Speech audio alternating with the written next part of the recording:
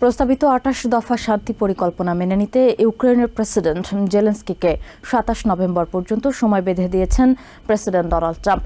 Fox নিউজের সাথে সাক্ষাৎকারে এ কথা জানান তিনি। রয়টার্স বলছে, অন্যথায় কিয়েভের সাথে গোয়েন্দা তথ্যের আদান প্রদান ও সমরাস্ত্র সরবরাহ বন্ধের হুমকি দিয়েছে ওয়াশিংটন। এদিকে জাতির উদ্দেশ্যে ভাষণে দেশের মানুষের সঙ্গে বিশ্বাসঘাতকতা করতে পারবেন না বলে জানিয়েছেন জেলেনস্কি। তিনি বলেছেন, তার দেশ অত্যন্ত কঠিন সিদ্ধান্তের মুখোমুখি। ওদিকে রুশ প্রেসিডেন্ট ভ্লাদিমির পুতিন বলেছেন, কিয়েভে শান্তি প্রতিষ্ঠার ভিত্তি হতে পারে ওয়াশিংটনের রোডম্যাপ। আগ্রাসনের শিকার ইউক্রেন। ২০২২ সালে প্রতিবেশী রাশিয়া দেশটিতে অতর্কিত হামলে পড়ে।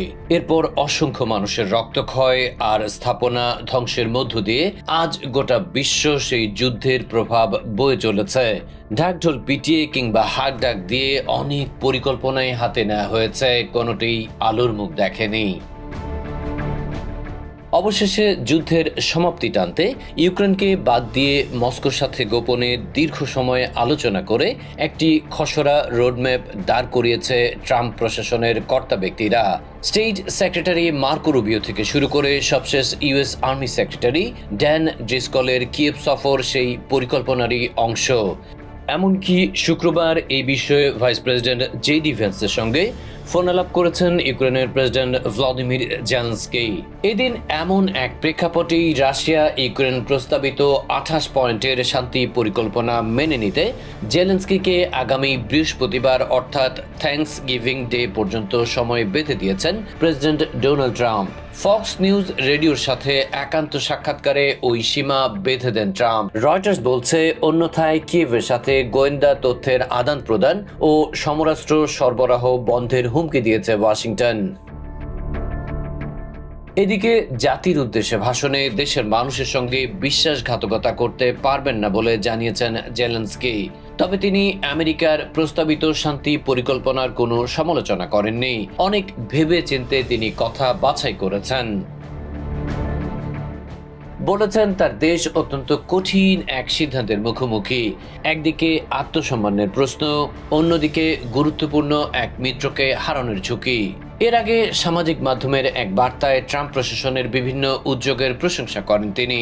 তবে তিনি জানান, যে কোনো ন্যায্য প্রস্তাব তার দেশ মেনে নেবে, না হলে বিকল্প কোনো পরিকল্পনার কথা উপস্থাপন করবে ইউক্রেন।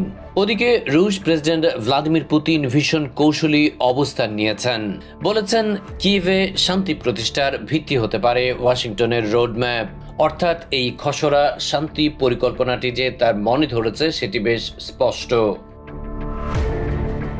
অন্যদিকে ব্রিটেন, ফ্রান্স এবং জার্মানি বলছে, খসড়া শান্তি পরিকল্পনায় রাশিয়াকে পরিষ্কার ছাড় দেওয়া হয়েছে, অথচ ইউক্রেনকেই নিজ দেশের বিষয়ে সিদ্ধান্ত নেওয়ার ক্ষেত্রে অগ্রাধিকার দেওয়া উচিত ছিল।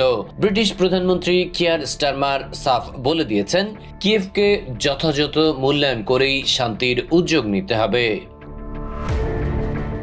শুক্রবার দিনভর ইউরোপিয়ান মিত্রদের সাথে দফায় দফায় কথা বলেছেন কোণঠাসা জেলেনস্কি। কারণ তার সামনে যেই ২৮ পয়েন্টের শান্তি প্রস্তাব পেশ করা হয়েছে, তাতে তাকে দোনবাস ও ক্রাইমের মতো গুরুত্বপূর্ণ অঞ্চল ছেড়ে দিতে হবে। শুধু তাই নয়, ইউক্রেনের সামরিক বাহিনী অনেক ছোট করে আনতে হবে। সবশেষ নেটোতে যোগ দেওয়া চলবে না।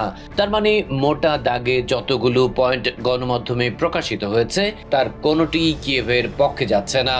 সবগুলোই ক্রেমলিনকে সোজা সাপটা অনৈতিক সুবিধা পেতে সহায়তা করবে। Adib Mohammad, TVN24 news desk.